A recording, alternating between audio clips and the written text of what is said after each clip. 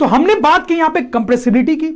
तो जो सॉलिड्स होते हैं हमने देखा very hard to compress, very hard to compress, gases very easy to compress. ऐसे तो लिक्विड्स भी कंप्रेस नहीं होते हैं, लेकिन अगर बहुत ज्यादा फोर्स लगाओ तो थोड़ा मोड़ा कंप्रेस किया जा सकता है, तो हम लिख सकते हैं कि हाई कंप्रेसिबिलिटी, ठीक है, लेकिन सॉलिड से कम, ठीक है। सॉलिड को तो कंप्रेस करना बहुत ही मुश्किल है, लेकिन ये उतना भी मुश्किल नहीं है, ठीक। अच्छा, अब हमें बात करनी है रिजिडिटी की, जो हम आसानी से कर लेंगे। रिजिडिटी जो है वो कंप्रेसिबिलिटी का उल्टा है। जो चीज आसानी से कंप्रेस होती है वो रिजिड नहीं, जो कंप्रेस नहीं होती है वो रिजिड है, रिजिड है, ठीक है, उल्टा है। रिजिडिटी का मतलब ही क्या है यार, कोई चीज कंप्रेस नहीं हो रही है तो हम क्या बोलेंगे उसको, वो रिजिड है, ठीक है। तो सॉलिड जो है वो आप समझ सकते हैं वेरी हाई रिजिडिटी। गैस जो है वो तो आसानी से कंप्रेस हो जाती है, वेरी लो रिजिडिटी। और इसका सीन क्या है, वो दोनों के बीच का सीन। समझ में आई बात। रिजिडिटी को हम डिफाइन भी कर सकते हैं। Rigidity is the property of a substance to resist any deformation like change in shape, being compressed etcetera. तो बड़ी इंटरेस्टिंग सी प्रॉपर्टी बताने वाला हूं आपको अब मैं। मूविंग थ्रू, देखो स्टूडेंट्स, जब आप स्विम करते हो तो आप पानी के थ्रू उसको हटाते हुए आगे बढ़ रहे हो, ठीक है, आपके सामने है वो, लेकिन उसको हटाते हुए मूव कर रहे हो। जब आप चल रहे होते तो भी ऐसा ही होता है, आसपास एयर है जो कि गैस है बेसिकली, उसके थ्रू आप मूव कर रहे हो उसको हटाते हुए। लेकिन क्या सॉलिड के साथ ऐसा हो सकता है कि कोई दीवार है आप उसके थ्रू मूव करके बाहर आ गए? नहीं स्टूडेंट्स, ऐसा नहीं होता ना। तो that is the difference, that you can move through liquids and gases but you can't move through solid. अब ऐसा क्यों हो रहा है ये बड़ा आसानी से आप समझ जाओगे। आपको तो पता ही है ना कि इन दोनों में जो पार्टिकल्स होते हैं वो आराम से मूव कर सकते हैं। तो जब आप आगे जाने की कोशिश कर रहे हो तो पार्टिकल्स क्योंकि मूव कर सकते हैं तो मूव करके वो आपके रास्ते से हट जाते हैं। वैसे यहां पर भी आप मूव करने की कोशिश कर रहे हो तो मूव करके वो पार्टिकल आपके रास्ते से हट जाते हैं और आप आगे जा पाते हो। लेकिन यहां पे सॉलिड में जो पार्टिकल्स हैं वो तो मूव कर नहीं सकते उतना, तो वो आपके रास्ते से हट नहीं सकते ताकि आप आगे चले जाओ। इसलिए यहां पे प्रॉपर्टी डिफरेंट है। As we try to move through gases and liquids, their particles move away from our path, creating space for us, so we can move through them. Particles of solid cannot move away from our path, so we cannot move through them. तो अब बात करते हैं fluidity की। तो students, we know that liquids can flow, जैसे water करता है ना फ्लो। क्या गैसेज फ्लो कर सकते हैं? स्टूडेंट्स बिल्कुल करते हैं। जब विंड ब्लो होती है तो क्या होती है, जो एयर है जो कि एक्चुअली एक गैस है वो फ्लो ही तो कर रही है, राइट। लेकिन क्या सॉलिड्स फ्लो कर सकते हैं? नहीं। So that is a difference, that solids can not flow but liquids and gases can flow. फिर स्टूडेंट्स टर्म होता है फ्लूइड्स। तो फ्लूइड्स का मतलब होता है fluids are substances which can flow. तो कई बार बच्चों को ऐसा कंफ्यूजन होता है कि लिक्विड्स आर फ्लूइड्स, ऐसा नहीं है। Both liquids and gases are actually examples of fluids. अच्छा, अब सॉलिड्स फ्लो क्यों नहीं कर पाते हैं और ये दोनों क्यों फ्लो कर पाते हैं, ये तो आप समझ ही रहे होंगे। क्योंकि स्टूडेंट्स फ्लो करने के लिए ये जरूरी है ना कि जो मैटर का पार्टिकल्स हैं उसके वो इजिली मूव कर सके, और ये प्रॉपर्टी तो सिर्फ लिक्विड और गैस में है, सॉलिड में तो है नहीं, इसलिए solids can not flow. Now students, moving to a very important thing that is called density. Density एक बहुत ही इंपॉर्टेंट टर्म होता है साइंस में। स्टूडेंट्स आपको बहुत जगह पे इसके बारे में पढ़ने को मिलेगा। पता है आपको स्टूडेंट्स डेंसिटी क्या होती है एक्चुअली में? डेंसिटी का मतलब होता है mass divided by volume, mass divide by volume. जैसे स्टूडेंट्स हमारे पास कोई भी ऑब्जेक्ट है, या फिर मैं बेटर बोलूं कि कोई भी मैटर है, ठीक है, सॉलिड भी हो सकता है, लिक्विड भी हो सकती है, गैस भी हो सकती है, तो उस मैटर का स्टूडेंट्स मास भी होगा, वॉल्यूम भी होगा। अरे वैसी चीजों को ही तो मैटर बोलते हैं जिसके पास मास और वॉल्यूम दोनों हो। तो उस मास और वॉल्यूम को स्टूडेंट्स जब हम डिवाइड कर देते हैं तो जो चीज हमें मिलती है दैट इज कॉल्ड डेंसिटी। जैसे स्टूडेंट सपोज करो कि हमारे पास एक स्टोन है, ठीक है, सॉलिड है। इस स्टोन का कुछ मास होगा स्टूडेंट्स, सपोज करो इसका मास है 5 kg, ठीक है, और सपोज करो इसकी जो वॉल्यूम है students that is 0.2 metre cube, ठीक है स्टूडेंट्स। अब अगर हमें इसकी डेंसिटी पता करनी हो तो हम बोलेंगे कि इस स्टोन की जो डेंसिटी है that is mass divide by volume, so that is 5 kg divide by 0.2 metre cube. Students आप इसको सॉल्व कैसे करेंगे? देखो 5/2 × 10 ऐसे आ जाएगा ये। इसको सॉल्व करने पे आ जाएगा 25 kg पर मीटर क्यूब। तो हम बोलेंगे ये जो स्टोन है स्टूडेंट्स उसकी डेंसिटी है 25, और ये डेंसिटी की यूनिट होती है स्टूडेंट्स, एसआई यूनिट होती है, ठीक है, समझ लो स्टूडेंट्स आप। वैसे ही आप सपोज करो कि किसी वेसल में हमारे पास कोई लिक्विड है, कोई भी लिक्विड हो सकती है स्टूडेंट्स, ठीक है। इस लिक्विड का जो मास है सपोज करो 2 kg है, और इस लिक्विड का जो वॉल्यूम है स्टूडेंट सपोज करो आप 0.5 मीटर क्यूब है, ठीक। तो इस लिक्विड की अगर हमें डेंसिटी निकालनी हो स्टूडेंट तो हम बोलेंगे once again mass divide by volume, मतलब 2 kg divide by volume that is 0.5 metre cube. तो स्टूडेंट्स यहां से जब आप सॉल्व करेंगे तो 4 kg पर मीटर क्यूब आ जाएगा। तो this will be called density of this liquid. वैसे गैस की बात भी कर सकते हैं, तो किसी भी चीज की डेंसिटी निकालना है तो आप मास और वॉल्यूम को इस तरह से डिवाइड कर दोगे स्टूडेंट्स, ठीक है। और उसकी ऐसा यूनिट होती है मीटर पर केजी पर मीटर क्यूब। अब डेंसिटी क्या होती है ये हमने समझ लिया है थोड़ा सा। अब हम मेन बात करते हैं जो हम करना चाहते हैं स्टूडेंट्स। सपोज करो मेरे पास यहां पर एक सॉलिड है, कोई भी सॉलिड हो सकता है स्टूडेंट्स, कोई स्टोन ही है फॉर एग्जांपल आप सोच सकते हो, ठीक है। ये हमारे पास एक सॉलिड है, ठीक है। फिर स्टूडेंट्स आप ध्यान देना जल्दी जल्दी, यहां पर हमारे पास एक लिक्विड है, ठीक है। और फिर स्टूडेंट्स यहां पर हमारे पास किसी वेसल में गैस है, गैस, ठीक है। और खास बात यह स्टूडेंट्स कि इस सॉलिड का वही वॉल्यूम है जो इस लिक्विड का वॉल्यूम है या फिर इस गैस का वॉल्यूम है। मतलब तीनों का वॉल्यूम जो है स्टूडेंट्स वो सेम रखा है हमने, सेम वॉल्यूम, ठीक है। जितने वॉल्यूम का हमने सॉलिड लिया है उतने ही वॉल्यूम का हमने लिक्विड लिया है, उतने ही वॉल्यूम का हमने गैस भी लिया स्टूडेंट्स, ठीक है। तो स्टूडेंट्स अब क्या होता है कि अगर हम सेम वॉल्यूम का सॉलिड भी लें, लिक्विड भी लें और गैस भी लें तो ऐसा पाया जाता है कि जो सॉलिड होता है उसका मास सबसे ज्यादा होता है और जो गैस होती है उसका मास सबसे कम होता है और इसका जो मास है वो मीडियम होता है, ठीक है। मतलब स्टूडेंट्स अगर हम इक्वल वॉल्यूम ले तीनों स्टेट्स का तो सॉलिड का मास सबसे ज्यादा होता है, गैस का मास सबसे कम होता है और लिक्विड का मास बीच में होता है। ऐसा तो होना भी चाहिए था स्टूडेंट, आप सोच के देखो ना। देखो स्टूडेंट ये जो सॉलिड है इसके अंदर जो टाइनी टाइनी पार्टिकल्स हैं वो बहुत क्लोजली पैक्ड होते हैं, बहुत क्लोजली पैक्ड होते हैं, ठीक है। उनके बीच में जो स्पेसिंग होती है स्टूडेंट्स बहुत कम होती है, ठीक है, क्लोजली पैक्ड, ठीक है। लेकिन यहां पे लिक्विड के जो पार्टिकल्स होंगे स्टूडेंट्स वो थोड़े दूर दूर होंगे, दूर दूर होंगे और गैस के जो पार्टिकल्स स्टूडेंट्स वो तो बहुत ही दूर होंगे, ठीक है।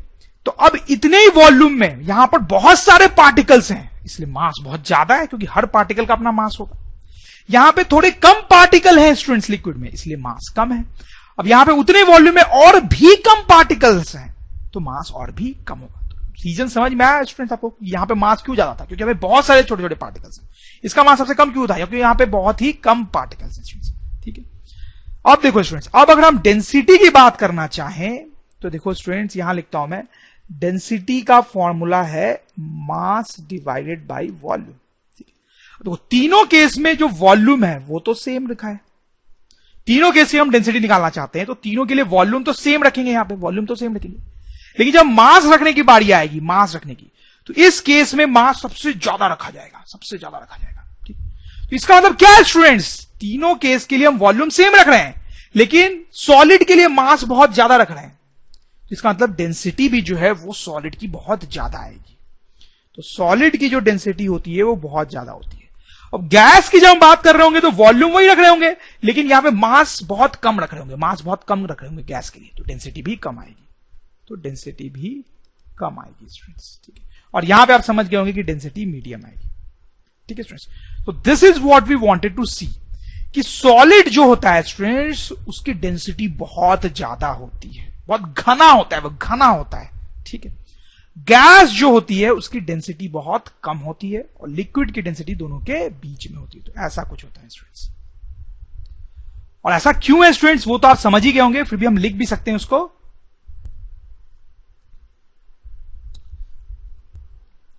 Particles in solids are very closely packed, so they have high density.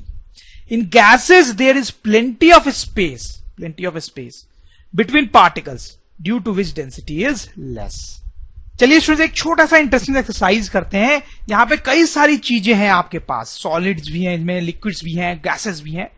आपको उनको अरेंज करना है in the order of density, मतलब जिसकी डेंसिटी सबसे ज्यादा है उसको सबसे पहले रखना है, फिर उससे कम डेंसिटी वाले स्टूडेंट्स। क्या लगता है वो कैसे अरेंज करेंगे स्टूडेंट? देखो आयरन है, एयर है जो कि गैस है, वाटर लिक्विड है, honey which is a liquid, once again smoke जिसको भी आप सॉर्ट ऑफ गैस ही एज्यूम कर सकते हो, wood which is definitely a solid. क्या लगता है स्टूडेंट्स आपको? सोचे देखो मैं आपको बताता हूं स्टूडेंट्स, देखो पहले तो सबसे ज्यादा डेंसिटी आयरन की होती है, फिर वुड की होती है, फिर हनी की होती है, उसके बाद वाटर आता है, उसके बाद स्मोक और उसके बाद एयर। ठीक है, तो स्टूडेंट आप देख सकते हैं कि ये जो सॉलिड्स हैं उनकी डेंसिटी तो सबसे ज्यादा होनी ही थी, उसके बाद लिक्विड का नंबर आना ही था और लास्ट में गैसेस को आना था। ठीक है, अब सॉलिड में भी इन दोनों सॉलिड को कंपेयर करें तो इसकी डेंसिटी, आयरन की डेंसिटी ज्यादा होती है। आपने देखा होगा कि आयरन जो होता है ज्यादा डेंस होता है। ठीक है, अब सेम साइज का आयरन लेना और सेम साइज का वुड लेना, सेम साइज का आयरन लेना, सेम साइज का वुड लेना, आयरन आपको ज्यादा भारी दिखेगा, ज्यादा हैवी दिखेगा क्योंकि उसकी डेंसिटी ज्यादा है। ठीक है, वैसे स्टूडेंट सेम अमाउंट का आप हनी लो और सेम अमाउंट का वाटर लो, क्या लगता है कौन ज्यादा हैवी लगेगा? सेम अमाउंट का हनी और सेम अमाउंट का वाटर, तो आपको हनी ज्यादा हैवी लगेगा क्योंकि उसकी डेंसिटी ज्यादा है स्टूडेंट्स। ठीक है, तो डेंसिटी ज्यादा होने का मतलब है कि वो चीज सॉर्ट ऑफ ज्यादा भारी होगी। ठीक है, ज्यादा भारी होगी sort of. I hope you understand students. तो students now it's time to see a very important phenomena in science that is called diffusion. Diffusion क्या होता है स्टूडेंट्स? आपको कुछ याद आ रहा है? हमने पढ़ा था, याद करो। अरे हमने पढ़ा था डिफ्यूजन क्या होता है स्टूडेंट्स। दो सब्सटेंसेस जब मिक्स होते हैं due to random motion of their tiny particles, then it is called diffusion. Diffusion is the process of mixing of two different substances with each other due to random motion of their particles. याद आया students? कुछ नहीं याद आया तो मैं आपको कुछ और एग्जांपल्स याद दिलाता हूं जो हमने डिफ्यूजन के देखे थे स्टूडेंट्स। हमने देखा था कि कैसे परफ्यूम जो होता है स्टूडेंट्स, उसकी जो स्मेल है पूरे एयर में चली जाती है। जब आप कपड़े में परफ्यूम लगाते हो तो रूम में सबको उसकी स्मेल आती है।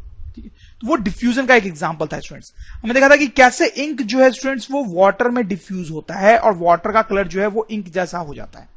फिर स्टूडेंट्स हमने देखा था कि कैसे पोटाशियम पर मैग्नेट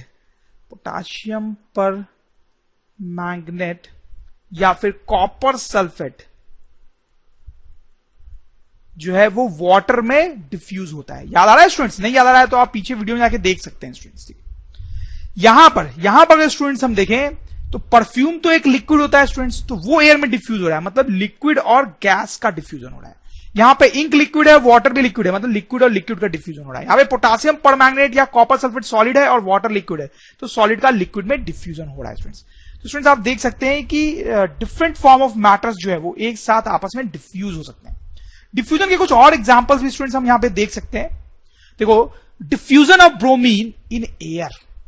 देखो स्टूडेंट्स, एयर क्या होता है ये तो आप जानते ही हैं। ब्रोमीन एक गैस है, ब्रोमीन जो है एक गैस है। देखो ये ब्रोमीन गैस है, उसका जो कलर है बहुत ही अच्छा कलर होता है, बहुत ही ब्यूटीफुल कलर होता है स्टूडेंट्स, रेडिश ब्राउन कलर होता है इसका, रेडिश ब्राउन कलर की गैस होती है। ठीक, तो स्टूडेंट्स देखो हम क्या कर रहे हैं कि एक टेस्ट ट्यूब में हमने कुछ नहीं किया है तो इसके अंदर एयर होगी। ठीक है, और कलरलेस होती है एयर। ठीक है, और दूसरी जो टेस्ट ट्यूब है स्टूडेंट्स उसमें हमने ये ब्रोमीन गैस भर दी है। ठीक है, तो ये जो टेस्ट ट्यूब है आपको वो रेडिश ब्राउन कलर की दिखाई देगी, लेकिन ये जो टेस्ट ट्यूब है वो आपको कलरलेस दिखाई देगी। ठीक है, तो दोनों टेस्ट ट्यूब्स को हमने ऐसे ज्वाइन कर दिया स्टूडेंट्स, दोनों को ऐसे ज्वाइन कर दिया। बीच में कोई पार्टीशन नहीं है, आप ऐसा मत सोचना, ये टेस्ट ट्यूब का एंड है। अब स्टूडेंट्स आपको क्या लगता है यहां पे क्या होना चाहिए? डिफ्यूजन होगा स्टूडेंट्स। ये दो जो गैसेज हैं वो आपस में मिक्स होंगे स्टूडेंट्स। कैसे मिक्स होती है, उनका क्या फिनोमेना होता है? बहुत ही सिंपल है स्टूडेंट्स। ये जो टाइनी पार्टिकल्स होंगे ब्रोमीन गैस के, वो रैंडम मोशन कर रहे होंगे। तो स्टूडेंट्स रैंडम मोशन करते करते वो ऊपर वाली टेस्ट ट्यूब में जा सकते हैं और ये बहुत आसानी से जा सकते हैं, क्योंकि स्टूडेंट्स हमने देखा है गैसेज में अट्रैक्शन फोर्स बहुत कम होता है पार्टिकल्स के बीच में, जिसके कारण उनका रैंडम मोशन बहुत आसानी से होता है, वो आसानी से इधर से उधर मूव करते हैं। तो ये जो छोटे छोटे पार्टिकल्स होंगे यहाँ पे ब्रोमीन गैस के, वो आसानी से ऊपर वाले टेस्ट ट्यूब में चले जाएंगे। उसी तरीके से स्टूडेंट्स ऊपर वाली टेस्ट ट्यूब में जो एयर के पार्टिकल्स होंगे वो आसानी से रैंडम मोशन करते करते नीचे आ जाएंगे। तो एयर के कुछ पार्टिकल्स नीचे आ जाएंगे, ब्रोमीन के कुछ पार्टिकल्स ऊपर चल जाएंगे, तो दोनों गैसेस क्या हो गई स्टूडेंट्स? मिक्स हो गई। ठीक है, तो कुछ देर बाद स्टूडेंट्स, कुछ देर बाद आपको ऐसा सिनेरियो दिखाई देगा, आप ध्यान दें, ऐसा सिनेरियो दिखाई देगा। ब्रोमीन गैस जो है ऊपर वाले टेस्ट ट्यूब में भी होगी और नीचे वाले टेस्ट ट्यूब में भी होगी, और एयर भी जो है वो ऊपर वाले टेस्ट ट्यूब में भी होगी और नीचे वाले में भी आ गई होगी। और आप जब देखेंगे तो आपको दोनों टेस्ट ट्यूब जो है वो रेडिश ब्राउन दिखाई देगी। समझ लो क्यों दोनों रेडिश ब्राउन दिखाई दे रही है? क्योंकि दोनों में ब्रोमीन है। तो student this is also an example of diffusion. और इसमें किन दो चीजों का डिफ्यूजन हो रहा है स्टूडेंट्स? दो गैसेस का, दो गैसेस आपस में डिफ्यूज कर रही हैं, एक ये गैस और एक ये गैस, एक एयर और एक ब्रोमीन। तो स्टूडेंट्स एक बहुत ही धांसू सा एग्जांपल आपको मैं दिखाता हूं डिफ्यूजन का स्टूडेंट्स। तो ये एक ब्लैक बोर्ड है, क्लासरूम्स में ब्लैक बोर्ड्स होते हैं, उस पर चौक से स्टूडेंट्स लिखते हैं। अब तो फिर भी ग्रीन बोर्ड व्हाइट बोर्ड का फैशन चल गया है, पहले तो ब्लैक बोर्ड ही होते थे स्टूडेंट्स, ठीक है। तो स्टूडेंट्स आप देख सकते हैं ये एक नया ब्लैक बोर्ड है, बिल्कुल ब्लैक ब्लैक सा लग रहा होगा, लेकिन ये एक पुराना ब्लैक बोर्ड है, इसलिए इस पे व्हाइट से स्पॉट्स आ गए हैं, व्हाइट स्पॉट्स आ गए, ठीक है। अब स्टूडेंट्स इसको आप कितना भी साफ करो ना, कितना भी पानी से या किसी चीज से भी साफ करो, ये जो व्हाइट स्पॉट्स है वो जाते ही नहीं है ब्लैक बोर्ड के। ऐसा क्यों होता होगा स्टूडेंट्स? तो स्टूडेंट्स क्या होता है कि टीचर जो है वो बार बार इस ब्लैक बोर्ड पे लिखता है, उसको मिटाता है, बार बार ब्लैक बोर्ड पे लिखता है और मिटाता है। लेकिन कई बार क्या होता है कि चौक से जब इस ब्लैक बोर्ड पे लिखा जाता है तो वो लिखावट, वो जो राइटिंग है वो बहुत दिनों तक रह जाती है। जैसे आपको नहीं समझ में आ रही होगी मेरी बात, सपोज करो स्टूडेंट्स समर वेकेशन है, ठीक है, समर वेकेशन के पहले की लास्ट क्लास है, ठीक है, लास्ट क्लास है। टीचर ने कुछ ब्लैक बोर्ड पे लिखा और फिर वो लिख के मिटाना भूल गया, ठीक है, मिटाना भूल गया। अब तो स्कूल खुलेगा 1 मंथ बाद, ठीक है, तो इसका मतलब 1 महीने तक ये चौक से जो लिखा गया था वो रहेगा ब्लैक बोर्ड पे, ठीक है, रहेगा ना स्टूडेंट्स। तो क्या होता है जब लंबे टाइम तक चौक को लिख के छोड़ दिया जाए ब्लैक बोर्ड पे, तो स्टूडेंट्स क्या होता है, ये चौक के जो टाइनी पार्टिकल्स होते हैं ना, चौक तो एक सॉलिड है, तो चौक के जो टाइनी पार्टिकल्स हैं वो ब्लैक बोर्ड के अंदर घुस जाते हैं, सॉर्ट ऑफ वो ब्लैक बोर्ड के साथ मिक्स हो गए। मतलब ऐसा बोल सकते हैं कि चौक का डिफ्यूजन हो जाता है ब्लैक बोर्ड में, ठीक है। तो स्टूडेंट आप समझ सकते हैं कि अब ये चौक के पार्टिकल्स ब्लैक बोर्ड के अंदर ही घुस गए, तो इसलिए इन व्हाइट स्पॉट्स को हटाना मुश्किल होता है, बहुत डिफिकल्ट होता है, वो सिर्फ साफ करने से नहीं हटते हैं स्टूडेंट्स। तो students you can see this is a very interesting example of diffusion. This is a diffusion between two solids. Chowk is also solid, black board is also solid. और स्टूडेंट्स ये जो डिफ्यूजन का process होता है बहुत slow होता है, very slow diffusion. Students जब भी डिफ्यूजन में 2 सॉलिड्स इन्वॉल्व होते हैं, डिफ्यूजन बहुत स्लो होता है। क्यों स्लो होता होगा आप इजिली समझ जाएंगे स्टूडेंट्स, क्योंकि हमने देखा कि सॉलिड के जो टाइनी पार्टिकल्स होते हैं वो जल्दी मूव नहीं कर पाते हैं, क्लोजली पैक्ड होते हैं, ठीक है। तो इसलिए इन चौक के टाइनी पार्टिकल्स को मूव करके बोर्ड के अंदर जाने में बहुत टाइम लग सकता है, ठीक है। तो जब चौक को काफी टाइम तक छोड़ दिया जाएगा बोर्ड पे, तभी ये डिफ्यूजन होता है स्टूडेंट्स, ठीक है। तो this is a very good example of diffusion between 2 solids. उसी तरीके से स्टूडेंट्स अगर हम 2 सॉलिड सब्सटेंसेस को ले लें, कोई भी 2 सॉलिड सब्सटेंसेस को आप ले लो, ठीक है, और उनको एक दूसरे के साथ बांध के ऐसे रख दो, ठीक है। तो अगर बहुत दिन तक आप इसको छोड़ दोगे ना स्टूडेंट्स, 2 डिफरेंट सब्सटेंसेस थे, बहुत दिनों तक, मतलब सालों तक आप इनको बांध करके छोड़ दोगे स्टूडेंट्स, तो क्या होगा कि ये जो येलो वाला सब्सटेंस है उसके कुछ पार्टिकल्स इधर चले जाएंगे और ये जो ऑरेंज वाला सब्सटेंस है उसके कुछ पार्टिकल्स इधर आ जाएंगे और यहां पे थोड़ा सा डिफ्यूजन हो जाएगा, डिफ्यूजन बिटवीन 2 सॉलिड्स। लेकिन स्टूडेंट्स ये बहुत स्लो प्रोसेस होता है, वेरी स्लो। आपने अगर 2 दिन तक बांध के छोड़ा तो कुछ नहीं होगा, कोई डिफ्यूजन नहीं होगा, ठीक है। काफी टाइम तक आप जब छोड़ोगे ऐसे, तभी ऐसा हो पाता है स्टूडेंट्स, ठीक है। तो स्टूडेंट्स मैं आपको ये बताना चाह रहा हूं कि कई बार लोग सोचते हैं कि 2 सॉलिड्स के बीच में डिफ्यूजन नहीं होता है, लेकिन होता है, बस फर्क ये है कि बहुत स्लो होता है स्टूडेंट्स। सो देखिए स्टूडेंट्स, जब डिफ्यूजन में 2 सॉलिड्स इन्वॉल्व होते हैं तो बहुत ही स्लो प्रोसेस होता है डिफ्यूजन का, लेकिन जब 2 लिक्विड्स इन्वॉल्व होती हैं या 2 गैसेस इन्वॉल्व होती हैं तो डिफ्यूजन बहुत फास्ट होता है स्टूडेंट्स, ठीक है। जैसे ब्रोमीन वाला जो अभी हमने देखा है, उसमें 2 गैसेस डिफ्यूज हो रहे थे, वो बहुत फास्ट हो जाएगा, within few minutes. Ink और वाटर वाला डिफ्यूजन वो भी विद इन फ्यू मिनट्स, ठीक है। तो क्यों फास्ट हो रहा है लिक्विड और गैस में डिफ्यूजन, आप समझ सकते हैं, क्योंकि उनमें पार्टिकल्स का मूवमेंट बहुत आसानी से होता है, पार्टिकल्स आराम से मूव कर रहे होते हैं, ठीक है। लेकिन सॉलिड में ऐसा नहीं होता है।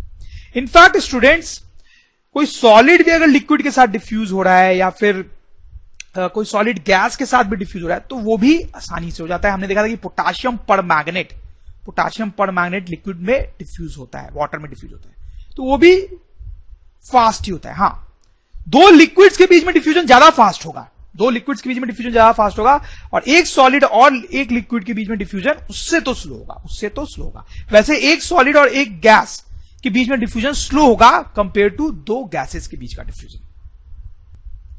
चलो एनीवेज स्टूडेंट्स, आई होप आपको समझ में आ गई होगी बात। अब ऐसे तो स्टूडेंट्स हमने डिफ्यूजन की काफी बात कर ली है, ऑलमोस्ट खत्म सा ही कर लिया उसको, बट जाने से पहले एक और बहुत ही शानदार एग्जांपल मुझे उसका याद आ रहा है डिफ्यूजन का, जिसका बहुत प्रैक्टिकल इंपॉर्टेंस है, वो मैं आपको बताना चाहता हूं स्टूडेंट्स। अब देखिए ये वाटर है, सी है कोई, उसमें एक्वेटिक एनिमल्स रहते होंगे, जैसे स्टूडेंट फिशेज हो गई। उन एक्वेटिक एनिमल्स को स्टूडेंट्स ऑक्सीजन और कार्बन डाइऑक्साइड की जरूरत होती है, कार्बन डाइऑक्साइड की जरूरत होती है फॉर लिविंग, ठीक। अब स्टूडेंट यहां पे एक प्रॉब्लम है, ऑक्सीजन और कार्बन डाइऑक्साइड तो आपने पढ़ा होगा वो तो एयर में पाया जाता है, एयर में पाया जाता है, ठीक। तो ऑक्सीजन और कार्बन डाइऑक्साइड तो बाहर पाया जा रहा है, वाटर के बाहर, एयर में। तो फिर अंदर रहने वाले, वाटर के अंदर रहने वाले एनिमल्स कैसे जिंदा रह सकते हैं, क्योंकि उनको भी इसकी जरूरत होती है। तो स्टूडेंट्स यहां पे डिफ्यूजन बहुत इंपॉर्टेंट रोल प्ले करता है। एयर में जो ऑक्सीजन और कार्बन डाइऑक्साइड होती है वो इस वाटर में डिफ्यूज कर जाती है, वाटर के साथ मिक्स कर जाती है डिफ्यूजन वाले प्रोसेस से, ठीक है। तो अब ये जो वाटर है उसमें भी ये गैसेज होंगी, अब वाटर से वो गैसेज ये एनिमल्स ले लेते हैं और आराम से जिंदा रहते हैं स्टूडेंट्स। तो आप देख सकते हैं डिफ्यूजन का कितना प्रैक्टिकल इंपॉर्टेंस है for aquatic animals. Oxygen and carbon dioxide present in air diffuses in water and dissolves in it, जैसा कि हमने बात की। Aquatic animals inside water can take these dissolved gases for their survival. Pressure. Now pressure is once again a very important thing in science. Let's talk about it students.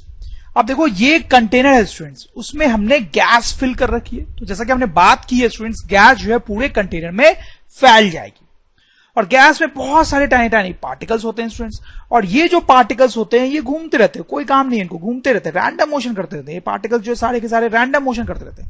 और सोचो students, ये जो particles random motion करते रहते हैं तो घूमते घूमते ये इस दीवार से भी टकराएंगे, कंटेनर की इस वॉल से भी टकराएंगे ना स्टूडेंट्स। वैसे ही घूमते घूमते ये जो पार्टिकल्स है रैंडमली घूमते घूमते इस वॉल पे भी टकराएंगे स्टूडेंट्स, इस वॉल पे भी टकराएंगे और इस वॉल पे भी टकराएंगे, ठीक। मतलब ये जो टाइनी पार्टिकल्स हैं वो रैंडम मोशन करते करते कंटेनर की वॉल्स से कोलाइड करेंगे, कोलिजन होगा, ठीक है। देखो स्टूडेंट्स हमने लिख भी लिया था, tiny particles of gas will collide with walls of container while doing random motion, ठीक है स्टूडेंट्स। अब सोचो क्या होगा स्टूडेंट्स, अगर ये जो पार्टिकल्स है वो ऐसे टकराएंगे जाके इस वॉल से, टकराएंगे ऐसे जाके, तो क्या होगा, ये जो वॉल है वो कंटेनर की, उस पर प्रेशर लगेगा, उस पर फोर्स लगेगा स्टूडेंट्स, उस पर धक्का लगेगा ना, धक्का लगेगा। ये जो पार्टिकल्स है वो धक्का मारेंगे इन वॉल्स को, तो इन वॉल्स पे प्रेशर एक्सर्ट होगा, प्रेशर एक्सर्ट होगा, ठीक है। वैसे इस वॉल की हम बात करें तो इस पर भी पार्टिकल्स आके टकरा रहे हैं, तो उस पर इधर धक्का मारेंगे, इस पर इधर प्रेशर एक्सर्ट होगा। वैसे नीचे वाली वॉल पे नीचे प्रेशर एक्सर्ट होगा, ऊपर वाली वॉल पे भी प्रेशर एक्सर्ट होगा स्टूडेंट्स। तो हम लिख सकते हैं due to this pressure is exerted, due to which pressure is exerted on walls of container, ठीक है स्टूडेंट्स। और आप सोचो स्टूडेंट्स, अगर हम टेम्परेचर बढ़ाते हैं, इसके अंदर जो गैस है उसको हम और गर्म कर देते हैं, उसको हीट कर देते हैं, उसका टेम्परेचर हम बढ़ा देते हैं स्टूडेंट्स, टेम्परेचर बढ़ा देते हैं, तो स्टूडेंट्स क्या होगा। स्टूडेंट्स आपको याद होगा, मैंने आपको बताया था कि जब टेम्परेचर ज्यादा होता है तो ये जो गैस के टाइनी पार्टिकल्स होते हैं वो और ज्यादा रैंडम मोशन करते हैं और जल्दी जल्दी मूव करते हैं, तो जब टेम्परेचर ज्यादा होगा तो वो जल्दी जल्दी मूव करेंगे, और जल्दी जल्दी मूव करते करते जब वो वॉल से टकराएंगे तो प्रेशर भी ज्यादा एक्सर्ट करेंगे, सही है ना स्टूडेंट्स। तो इस बात को भी हम लिख सकते हैं, if temperature of gas is high, particles move faster and exert more pressure on walls of container। सही है स्टूडेंट्स। अब स्टूडेंट्स ये तो हमने गैस की बात कर ली। अब आप सोचो स्टूडेंट्स की कोई कंटेनर में हमने लिक्विड भर रखी है, ठीक है, ये कंटेनर है स्टूडेंट्स, उसमें हमने लिक्विड भर रखी है, तो क्या वहां पर भी ऐसी कोई चीज होगी, ये लिक्विड होगी स्टूडेंट्स। लिक्विड के भी जो टाइनी टाइनी पार्टिकल्स होते हैं वो भी रैंडमली मूव कर रहे होते हैं स्टूडेंट्स, आपको तो पता ही है। तो ये सारे पार्टिकल्स रैंडमली मूव करते करते इस वॉल से आके टकराएंगे, तो उस पर प्रेशर एक्सर्ट करेंगे। वैसे इस वॉल से भी आके टकराएंगे तो उस पर भी प्रेशर एक्सर्ट करेंगे, नीचे वाली वॉल से भी आके टकराएंगे तो उस पर भी प्रेशर एक्सर्ट करेंगे स्टूडेंट्स। तो जो बात हमने गैस के लिए की वो लिक्विड के लिए भी ट्रू है। लिक्विड में पार्टिकल्स भी मूव करते करते वॉल से टकराएंगे और जो प्रेशर एक्सर्ट करेंगे स्टूडेंट्स। और वैसे यहां पर भी टेम्परेचर ज्यादा होने पे, हीट करने पे, लिक्विड को हम हीट कर दे, टेम्परेचर बढ़ा दे तो प्रेशर ज्यादा एक्सर्ट होगा, प्रेशर ज्यादा एक्सर्ट होगा। ठीक है स्टूडेंट्स, तो आप देख सकते हैं स्टूडेंट्स की गैसेस और लिक्विड्स ये जो होती हैं वो अपने कंटेनर के वॉल्स पे प्रेशर एक्सर्ट करती हैं। क्यों करती हैं वो भी आपको समझ में आ गया। हाँ, सॉलिड में ऐसा कुछ नहीं होता है स्टूडेंट्स। सॉलिड में ऐसा कुछ क्यों नहीं होता होगा? क्योंकि स्टूडेंट सॉलिड में जो पार्टिकल्स हैं वो इस तरीके से मूव करते ही, सही है बात।